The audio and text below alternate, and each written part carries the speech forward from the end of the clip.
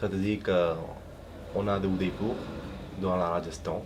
Moi, j'appelle Suresh. Moi, je travaillais avec mon grand frère, qui s'appelle Harish. Et on a la boutique qui s'appelle Vedic. Vedic. V-E-D-D-I-C. Vedic, c'est-à-dire, le mot, ça est origine par la mythologie. Et quand même, notre famille qui travaillait depuis son génération pour la famille royale d'Udaipur, pour son travail pour la couturier personnel.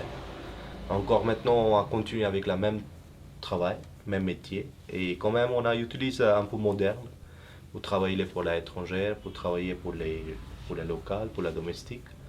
Parce que le travail de couturier, ça n'existe pas maintenant en Europe, en États-Unis, au Canada, si vous parlez de quelque partie du monde. Parce que ça coûte trop cher et ça prend beaucoup de temps. Et puis, la vie pour quelqu'un, ça coûte cher en Europe, en France. Donc, on avait beaucoup de population. On essayait pour donner le travail. C'est-à-dire on avait encore image pour travailler pour les personnes. On a le travail pour les locaux. Et quand même, on a encore écologie. C'est économique aussi. D'accord, d'accord. C'est ça.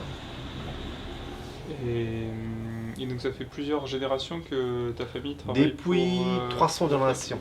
300 générations. 300, 100. 300 ans, 300 Ouais. ans, d'accord. D'accord. Moi, j'ai mémorisé qu'alors mon grand-père et son grand-père qui a travaillé pour la famille royale. Et quand D'accord. même, c'est la continuation. Hein. D'accord. Donc moi, j'ai laissé la médecine et moi, j'ai ajouté la business de mon famille. D'accord. Parce que tu faisais de la De médecine. médecine, ouais. Tu as fait des études de médecine. Ouais, j'ai étudié 6 mois et j'ai laissé. D'accord. Je ne trouve pas intéressant et c'est pas mon boulot. J'ai laissé. D'accord. Parce qu'il faut étudier pour 14 heures, 15 heures Mhm. dans la journée et c'est pas mon travail. C'est pas mon boulot. Donc, j'ai laissé. D'accord. Moi, je suis complètement d'accord avec cette parole qu'alors, quand quelqu'un qui prend la naissance, qui meurt un jour, c'est la destinée. Et moi, je n'ai pas quelqu'un problème avec ça. Les personnes, c'est sûr qu'ils meurent. Mais quand même, on donne tout le monde qu'alors, ça va, ça va, ça va. C'est quelqu'un qui meurt. On donne un conseil, les gens qu'alors, c'est la destinée comme ça. Mais si ça passait avec nous, on ne comprend pas ça. Pourquoi elle donne le conseil? Mhm.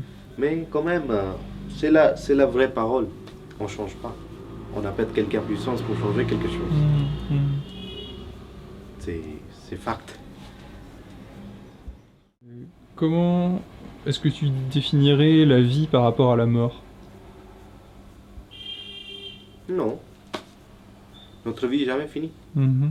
Ça, quand même, chaque corps a une âme dedans.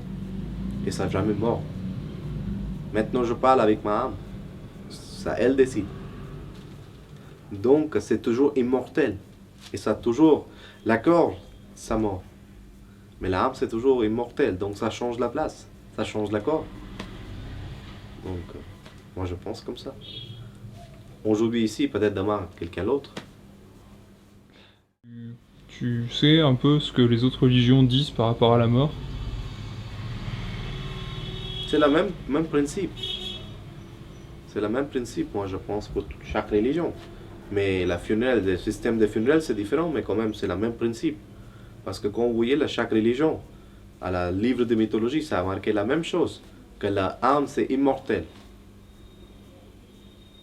Il faut seulement pour offrir ce corps pour la terre encore, pour la nature encore. Il y a différents types pour faire la coutume. Mhm. Mais les âmes, c'est immortel. Vous jamais tuer cette âme. Donc, chaque religion, la base c'est même, le principe c'est même, mais pour dire la chose c'est différent. Pour faire la chose c'est Mhm. différent. Mhm. Mais le principe c'est la même.